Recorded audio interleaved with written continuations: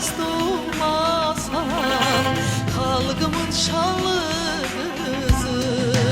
Sən muğamın dünyası, aşıq sənətli hası, körpələrin anası, xalqımın şanlı qızı, körpələrin anası, xalqımın şanlı qızı.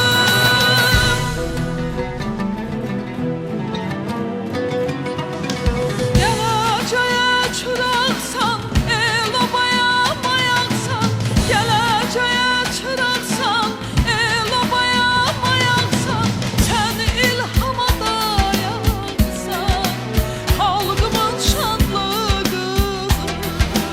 Tükənməz məhəbbətin, vətənə sədaqətin, fəxrisən bu millətin, xalqımın şanlı qızı.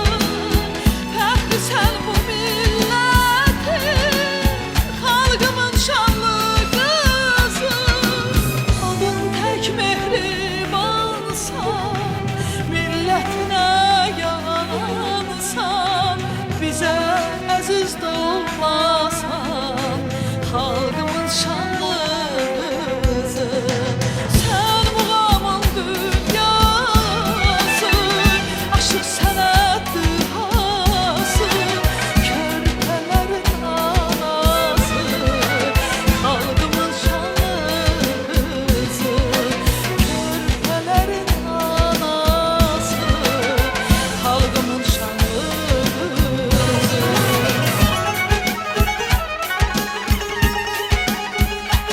Ey yolu nəfəsin, ey müdrik qadın, şərəflər yazmısan tarixə adın. Səndən qürur duyur Azərbaycanım, xalqımın şanlı qızı,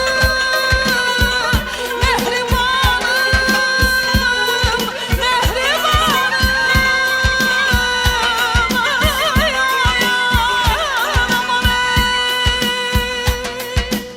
Adın tək mehribansan, millətinə yanansan, bizə əziz doğmasan, xalqımın şanlı